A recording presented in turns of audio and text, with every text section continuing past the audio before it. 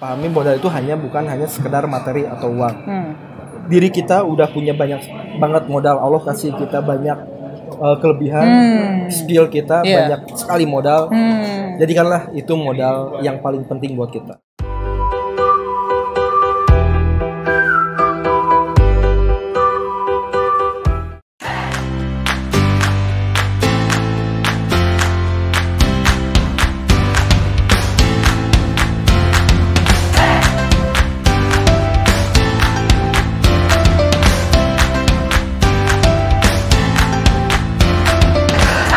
Sahabat foodpreneur di seluruh Indonesia, welcome to Foodies Bedah Bisnis. Foodies, the first F&B education platform in Indonesia. Nah, bersama gue Valdi. Nah, kali ini gue ada di brand Ayam Si Jagur. Nah, di sini udah 3 outlet.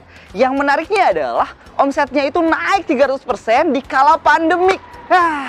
Teman-teman foodpreneur penasaran nggak sih gimana strateginya?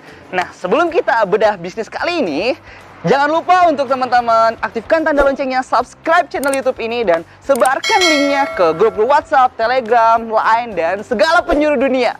Nah, untuk itu tanpa berlama-lama lagi, yuk kita ulik bedah bisnisnya Ayam Si Jagur. Halo sahabat foodpreneur, dimanapun kalian berada, welcome to Foodies. Foodies, the first F&B education platform in Indonesia. Nah, kali ini gua akan bedah bisnis dari Ayam Si Jagur. Nah, yang menariknya adalah omsetnya itu naik 300% di era pandemik ini. Tanpa lama-lama, ayo kita ketemu lagi dengan ownernya Kang Diki. Apa kabar Kang Diki? Alhamdulillah. Sehat Kang Diki? Nah, jadi sahabat foodpreneur, Kang Diki ini adalah pemilik dari Ayam Si Jagur dengan tagline Sambal ngajelegur, malah lupa yang punya. Nah, Kang, boleh dong diceritain sih gimana sih story-nya Akang sampai punya brand Ayam Si Jagur ya? Kumaha. Nah, oke. Nah, Bismillahirrahmanirrahim. Baik. Untuk awalnya sendiri story-nya sih karena memang ketika Si Jagur muncul ini itu dari beberapa usaha sebelumnya yang bangkrut gitu. Oh, jadi story-nya tuh bangkrut dulu nih. Iya. Saya pernah bikin bakso. Terus ada juga namanya Gudang Timbal. Gudang Timbal itu beberapa usaha yang ya bisa dibilang nggak terlalu bertahan lama lah. Dari tahun berapa sih kamu mulai bisnis tuh? Kalau mulai jualan itu dari sekolah saya udah mulai jualan. Mulai dagang-dagang nih dari jual. Udah mulai latih mental ya. Dari mulai SD SMP udah mulai jualan juga. Nah, untuk Si Jagur sendiri sebenarnya baru ini sekitar sekarang udah mau 2 tahun lebih nih. Oke. 2 tahun lebih, dan alhamdulillah ketika itu dimulai ketika saya dulu masih kerja sebenarnya. Masih megang brand orang. Di tahun 2000 berarti 2017-an ya. 2017-an. Oke. Nah, ketika saat itu dan memang konsep ini sebenarnya karena memang resep itu dari saya sendiri. Oh, yang Si Jagur ini Ayam Si Jagur. Itu saya sendiri. Ngomong-ngomong sebelum Ayam Si Jagur nih Kang, tadi ada beberapa bisnis yang udah muncul. Bakso, mie ayam atau gimana? Terus ada Gudang Timbal termasuk mie ayam. Oh, Gudang Timbal dan mie ayam. Yang ketiga yaitu Gudang Timbal, ini. Gudang Timbal. Nah, teman-teman foodpreneur nih Kang pengen tahu biar mereka nggak mengulang lagi kesalahan di bisnis kemarin tuh apa nih pembelajaran berharga nih Kang yang bisa disampaikan ke teman-teman foodpreneur tuh? Sebenarnya sih lebih ke persiapan. Baik itu persiapan mental, dan yang paling penting adalah persiapan produk. Persiapan produk juga penting. Okay. Karena yang paling penting di luar apakah itu misalnya kita riset dan itu sangat penting juga sih, teori bisnis lainnya itu sangat penting juga. Tapi sebenarnya yang paling penting itu adalah produk kita juga. Itu paling penting produk. Produk kita itu layak nggak sih untuk dipublish?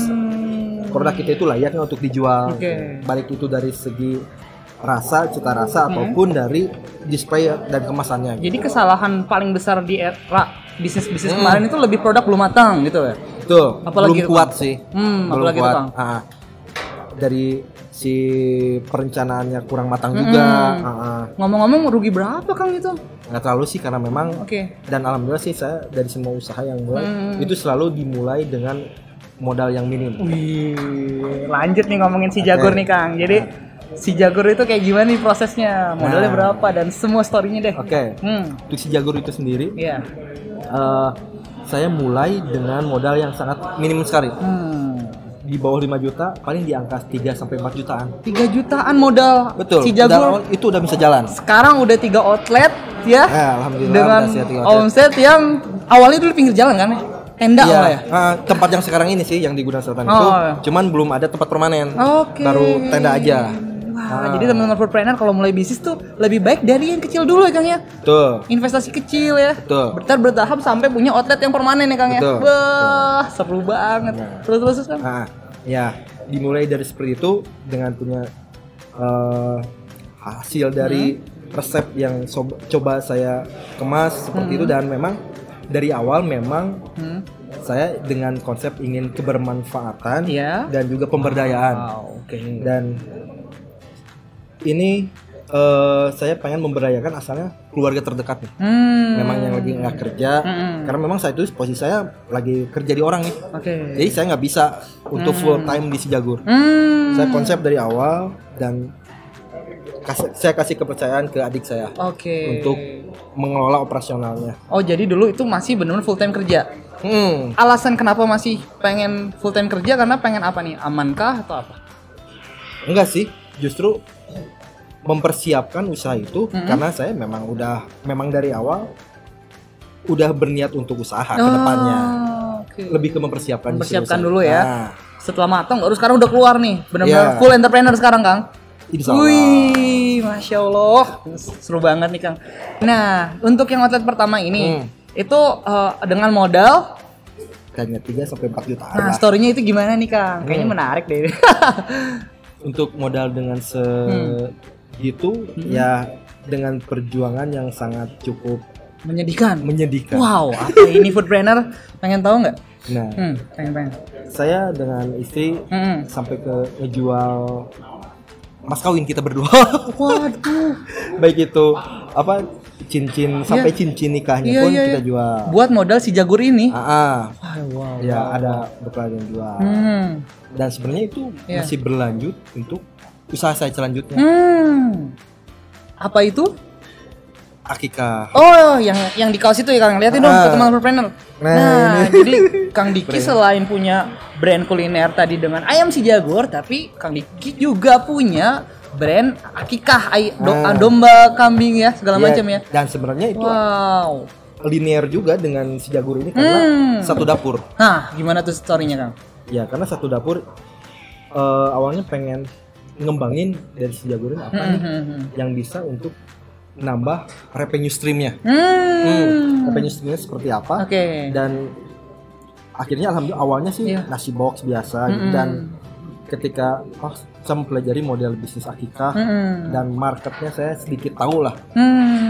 Dan alhamdulillah ternyata dari akikah ini sangat-sangat menambah kapasitas dapur. Oh, jadi dengan Si Jagur dan untuk domba akikah satu dapur kan? Satu dapur. Betul. Dan sebenarnya dengan SDM yang sama dan dengan dapur yang sama, tapi untuk jadi volume marketnya jadi lebih bertambah.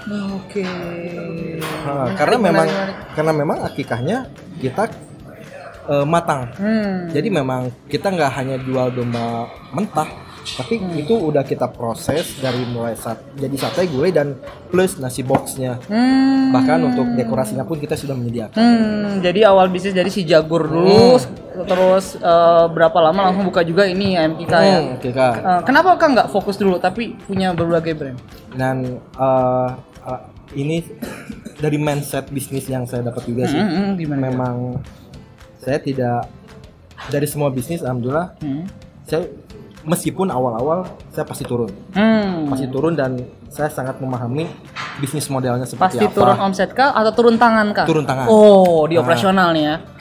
Saya pasti memahami dulu operasional seperti apa. Dan memang mindset bisnis yang saya dapat itu kita harus membuat super team. Super team dan saya ngasih kepercayaan untuk Si Jagur yang megang ada yang memang untuk spesialis operasionalnya saya udah nggak pegang sama sekali operasional, hanya di posisi-posisi keputusan strategis saja saya ikutan dia. Untuk operasional saya udah serahkan ke adik saya dan untuk akikah pun meskipun saya masih kantor tapi hanya seminggu berapa kali lah jarang saya di kantor. Tapi sudah ada manajer yang handle untuk akikah juga. Jadi lebih ke business development aja sih saya. Jadi story-nya Kang Diki ini untuk mempercayakan ke orang lain harus bisa dulu ya. Benar-benar harus totalitas dulu di lapangannya kita harus agar tahu sampai A sampai Z-nya.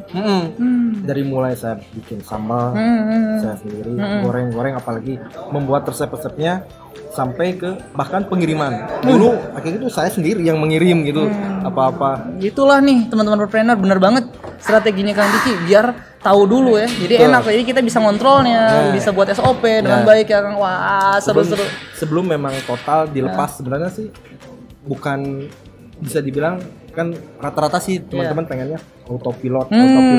Oke. Bisnis tuh mungkin idealnya seperti itu. Dan alhamdulillah sih untuk saat ini saya bisa bilang autopilot, iyalah saya udah bisa lepas nih. Saya udah jarang, cuman tapi tetap under control. Baik itu si Jagur, terus Akika. Ada yang baru sekarang bakso aci. Brand baru lagi, dia 3 nih brandnya ya. Gitu ya. Masya Allah, semuanya tetap under control gitu. Memang kita tahu fluktuasi tiap harinya revenue berapa, kita tetap tahu sih apa case-nya, kita harus tetap tahu. Oke, menarik banget nih Kang. Kang Diki ngomongin tentang tadi nih story-nya. Lalu sekarang nih yang paling bikin menarik nih aku dari tadi kan makan nih Kang, pagi-pagi makan, terus siang, terus ngeliatin juga traffic GoFood-nya tinggi banget. Jadi omset itu naik di kala pandemik nih ya. Nah, ngomong-ngomong sebelum ngomongin rahasianya, mau tahu sih keunikan dan kelebihan sehingga orang pasti beli si Jagur itu, ayam si Jagur, apa sih alasannya? Sebenarnya sih untuk ayamnya sendiri, saya bukan tidak istimewa ya, tapi sebenarnya semua, pertama ayam itu sebenarnya banyak yang suka. Dari market size-nya itu sangat tinggi gitu. Bisa dibilang bahkan dari data memang dari untuk Grab ataupun GoFood memang ayam itu nomor 1 kan. Jadi Akang riset by data juga lihat ya, siapa sih yang nggak suka ayam? Betul. Gitu ya. Ya pertama itu. Tapi kita juga harus punya value nih. Kalau ayam itu standar, ayam itu banyak yang jual ayam. Tapi ya makanya kita value-nya memang kita spesial di sambalnya. Sambalnya nggak Jagur. Memang kita mungkin 1-2 ada yang nggak suka karena terlalu pedas nih. Tapi ya alhamdulillah sampai selama ini banyak juga pelanggan yang memang terus sampai saat ini menjadi pelanggan loyalitas sih banget ya. Loyal banget sambalnya si Jagur ini gitu. Mantap banget. Nah, lalu Kang, jadi kekuatannya adalah di sambalnya. Benar-benar ya. Rasanya nih, aduh, susah lah kalau dikata-katain. Teman-teman coba aja langsung GrabFood lah. Nah, ngomong-ngomong tentang tadi Kang, strategi. Pandemik ini semua merasakan Kang. Terus di sisi lain, si ayam si Jagur waktu itu telepon Akang. Gimana nih ayam si Jagur? Naik, Val. Alhamdulillah naik kok. Kita telepon. Itu di saat pandemik malah naik. Aku bingung. Kok bisa? Apa sih rahasianya, Kang? Ini teman-teman foodpreneur juga pengen nih. Mungkin yang lagi ngerasain juga pengen naikin salesnya.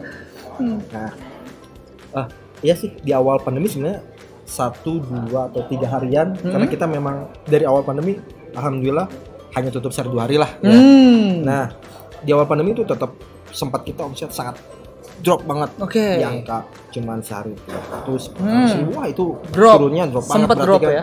Betul banget. Tapi alhamdulillah di beberapa hari kemudian mulai angsur, mulai ke titik normal, bahkan langsung boom ke ya bisa sampai 100, 200, 300% lah naiknya. Wah, ini nih strateginya apa? Selain marketing langit yang Akang selalu ada di Masjid Al-Latif ya, kita suka ketemu ya. Kang Diki mah gampang dicarinya di masjid. Wah, apa nih strategi yang nyatanya nih Kang selain berdoa? Ya sebenarnya sih kalau bisa dibilang ya kita mungkin ada teman-teman juga yang melakukan strategi yang sama karena kita lebih ke optimalisasi online. Karena pertama yang kita lakukan apa sih? Jual yang memang orang butuhkan saat itu nih. Misalnya frozen food, yang itu kan memang di awal pandemi itu orang-orang pasti larinya ke sana. Iya, betul frozen banget. Food, kita lakuin juga. Terus optimalisasi promo-promo di Grab ataupun GoFood gitu lakuin kita ketika juga. Pandemik nih. Nah, terus untuk Facebook Ads-nya saya jalankan juga. Dorong meskipun hanya sekedar brand awareness. Instagram gimana Kang? Ya, itu juga? Instagram Ads. Oke, Facebook dan Instagram ya semua. Ads. Nyambung gitu. Ya itu upaya-upaya yang kita lakukan gitu. Itu ikhtiar kita lah. Ikhtiar kita dan alhamdulillah hasilnya meskipun itu kan tanpa dine in. Itu sama sekali ditutup dine in. Itu kita hanya ngandelin di online aja. Ya alhamdulillah ternyata hasilnya ya bisa sebesar itu gitu. Keren. Kang, ngomongin tadi kan di poin kedua adalah Akang mempromokan dengan GoFood nih ya. Dan GrabFood ya. Intinya delivery online di promo. Gimana strategi menaikkan promo itu? Apakah Akang rugi, HPP-nya di gimana sih itu tuh? Kepo. Kalau rugi sih sampai saat ini alhamdulillah kita nggak pernah ada istilah bakar uang ya. Gitu. Sama sekali kita nggak ada karena ya pada intinya kita jualan untuk dapat profit. Tujuan bisnis adalah mendapatkan profit salah satunya ya. Bukan hanya bukan mendapat pujian kan. Iya sebenarnya pada dasarnya itu ya. Sebenarnya sih kita bisa main di bundling produk, bundling dengan minuman. Terus dan apakah itu ngaruh atau enggak ya? Kita ngejalin kerja sama banget sama si mitra delivery online itu. Iya, mitra Gojek, GoFood-nya. Kan memang mereka itu apalagi kan itu masuk ke Ramadan ya. Iya. Gitu, masuk Ramadan. Bulan puasa. Ya kita alhamdulillah menyediakan free tajil waktu untuk bahkan yang lucunya itu karena kita udah terjalin banget nih sama mitra driver itu. Kita karena memang kita juga ngerasa terbantu sama mereka. Kita simbiosis mutualisme, kita tempatkan, kita bahkan udah pegawai-pegawai saya itu udah dekat banget sama mereka. Oh gitu. Kita ngasih hadiah ke si driver. Wow. Kita ngasih hadiah. Ternyata mereka juga udunan, balik ngasih hadiah juga ke teman-teman kita. Jadi Akang punya niat untuk ngasih hadiah ke teman-teman Gojek. Dari tim kita itu. Dari tim delivery online juga ngasih hadiah buat tim teman-teman. Waduh. Itu makanya bikin terharu banget itu salah satu maksudnya saling support punya nilai gitu. Karena berarti kita juga ngasih value nih, ngasih manfaat juga ke teman-teman driver ini. Ya maksudnya meskipun hadiah itu nggak seberapa lah dan yang kita kasih juga nggak seberapa dan apa yang mereka kasih juga, cuman berarti memang kita dapat perhatian juga gitu. Keren gitu. Itu apalagi Kang? Apakah itu berpengaruh ke sistem si GoFood atau itu nggak ada yang tahu. Nggak ada yang tahu juga, cuman seenggaknya itu salah satu upaya dari kita. Jadi strateginya aku simpulin adalah Akang itu adalah sedekah guys. Ya. Jadi bersedekah malah dibalikan lagi lebih tinggi, betul ya Kang ya? Ya itu sih itu mau dapat rezeki lah. Wow. Menarik banget Kang. Lalu Kang ada strategi apa lagi Kang dia lakukan? Ya. Terus karena memang tim operasional kita itu karena memang saya udah menyerahkan sepenuhnya pada adik saya untuk operasional dan alhamdulillah dia pun aktif nih di komunitas GoFood, GrabFood gitu. Jadi aksesnya alhamdulillah lebih dipermudah. Jadi kita harus aktif di komunitas-komunitas juga jadinya networkingnya mudah ya kalau gitu ya. Ya itu sangat berpengaruh sih teman-teman foodpreneur. Termasuk orderan kayak ya memang karena memang sebenarnya saya juga sama ada komunitas meme, terus explore, humanity kayak gitu karena memang di luar sebelum jauh-jauh hari sih kita support, kita apa gitu dan memang di saat seperti ini banyak juga orderan dari mereka memang bisa 100 box, 200 box gitu. Ya alhamdulillah sih sebenarnya ya balik lagi konsep rezeki sih. Konsep rezeki tadi udah sedekah, ada silaturahminya kenceng banget Kang Diki. Masya Allah. Keren banget. Sahabat foodpreneur dimanapun kalian berada juga ingin bertanya nih Kang. Sebenarnya kalau ngomongin 3 outlet ini mengalami problem atau dinamika apa sih yang dirasain? Kalau problem sih tetap masih ada dan sebenarnya sih kita kayak misalnya sistem internal terus kita nambah outlet berarti sistemnya harus benar juga nih dan yang paling penting sebenarnya sekarang permintaan untuk jadi mitra nih di luar nih ya udah ada beberapa yang masuk nih pengen franchise itu tapi sebenarnya sih dari awalnya saya nggak kepikiran franchise itu seperti apa karena memang saya juga belum terlalu memahami. Cuman udah pengennya sih sedikit yang baru terbayangkan pengennya syirkoh gitu. Dengan akad mudharabah gitu tapi akad kemitraan ya seperti itu ya. Tapi itu harus harus sangat saya pelajari dulu sih. Iya. Biar saya pengennya sih prinsipnya ketika orang yang bermitra dengan saya itu dia itu harus untung gitu. Harus untung. Dan memang saya tidak menzolimi gitu. Konsepnya pengennya seperti itu. Saya tidak mau franchise. Hanya saya sebenarnya kalau konsep franchise itu kan saya dapat uang aja. Udah dapat dulu mereka mau untung atau enggak. Enggak. Saya nggak mau seperti itu gitu. Pengennya ya kita benar-benar asas kemanfaatan dan berdayanya itu dapat gitu. Wih, keren. Itu sih. Apalagi nih Kang yang dirasakan selain ternyata problemnya banyak yang minta kemitraan franchise tapi Akang masih pengen mendalami dulu ilmunya nih ya. Jadi sini. Nah, ada lagi nih Kang, apalagi yang dirasain Kang? Yang bisa jadi pembelajaran buat teman-teman foodpreneur. Iya. Sebenarnya mempersiapkan sistem sih itu. Kalau tadi aku lihat SDM. nih, penjualan kan kecil nih, outlet. Terus pembayarannya udah pakai tap gitu Kang. Itu udah tersistem gitu Kang. Ya, udah mulai proses karena kita mempersiapkan sih, lebih mempersiapkan. Ya alhamdulillah traffic semakin tinggi untuk meminimalisir kesalahan-kesalahan dan juga memang untuk meminimalisir kesalahan. Dan juga untuk mempersiapkan ya kita juga pengen sih berkembang. Ya pengembangnya salah satunya kita harus memang persiapkan sistem yang baik yang benar, memudahkan SDM kita dan meminimalisir mereka untuk membuat kesalahan sih. Sekarang kan untuk aplikasi dari food itu banyak banget ya. Nah, itu untuk teman-teman yang baru mulai di dunia kuliner emang mendingan prioritas pertama itu Kang untuk kayak aplikasi wirausaha untuk udah pembayaran data sistem itu menurut Akang prioritas utama atau harus kayak gimana? Kalau menurut saya pribadi sih bukan prioritas utama sih. Yang paling utama itu adalah niat jualan. Jalan dulu.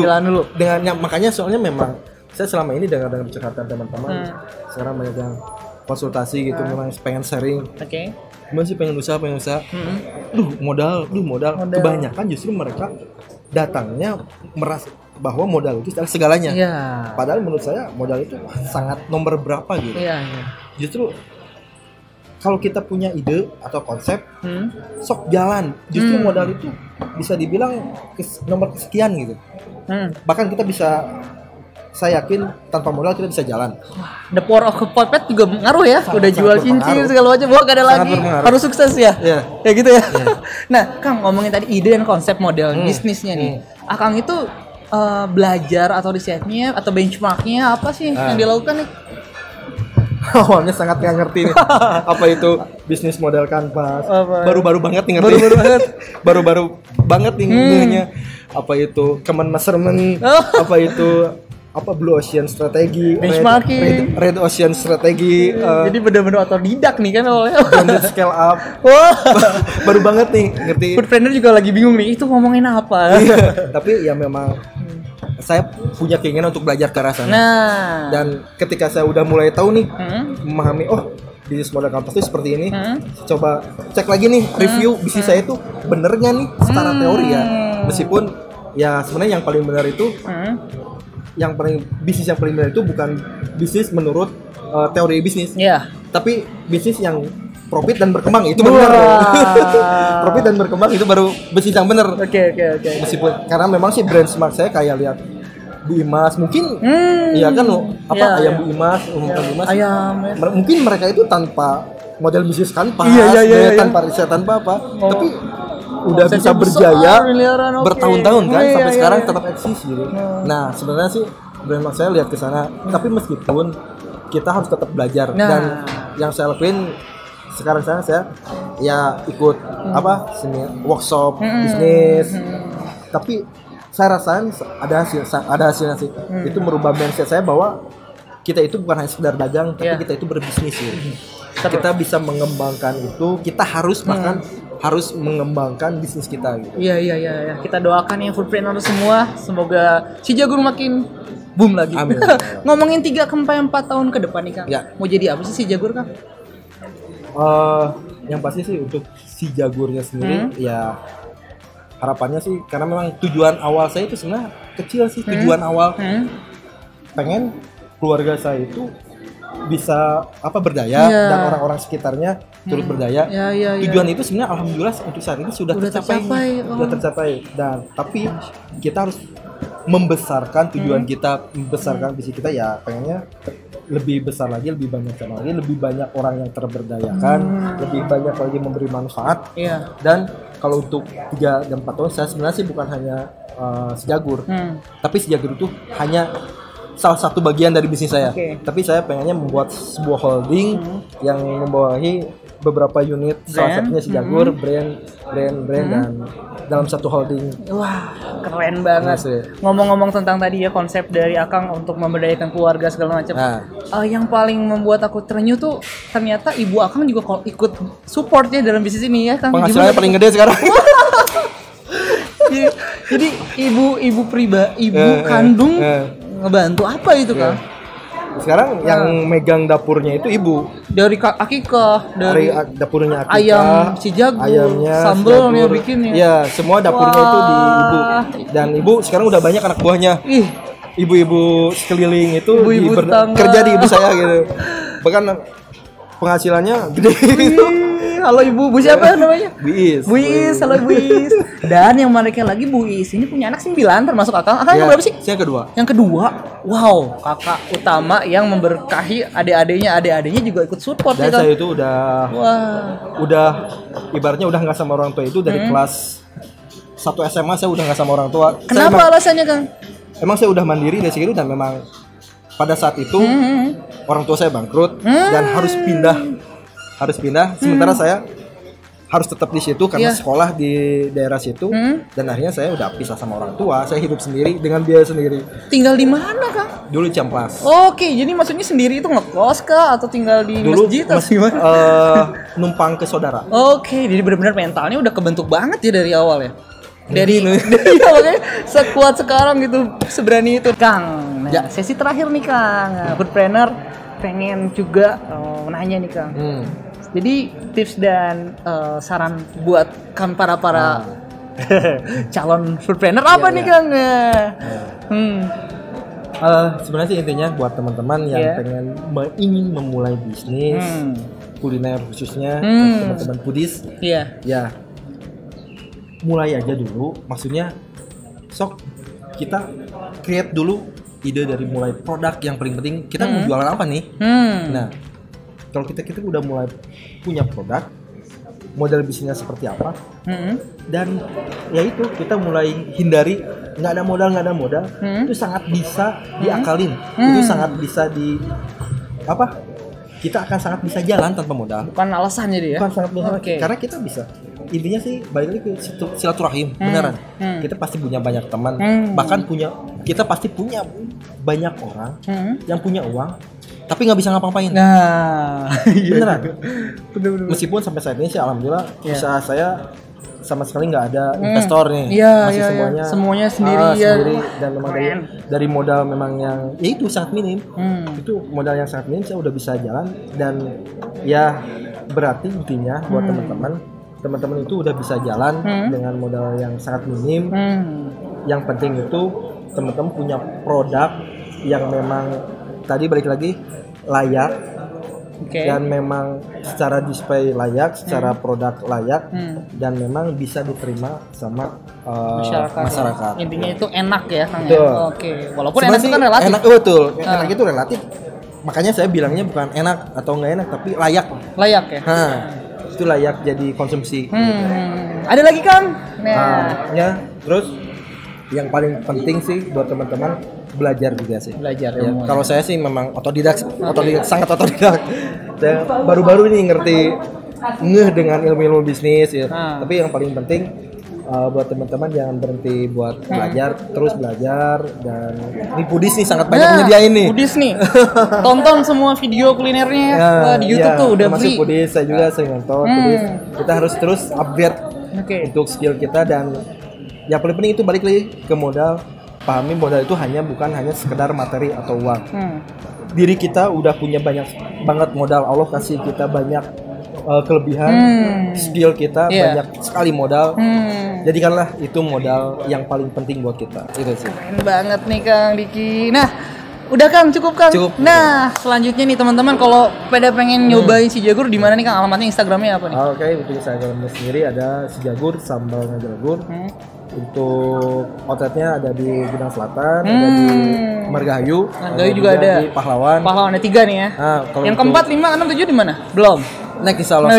Kita nantikan ya. Untuk akikah ada di kantor kita, ada di Penus. Penus Raya. Untuk akikah saya udah bisa melayani di Bandung, Purwakarta, dan Tasik. Wih, seru. Oke, nah teman-teman foodpreneur, terima kasih udah nyaksiin ya. Mudah-mudahan berkah manfaat semuanya. Jangan lupa juga untuk follow Instagramnya dan subscribe juga YouTube Foodies yang belum, aktifkan tanda loncengnya, dan sampai jumpa di episode selanjutnya. Terima kasih semuanya. Dadah.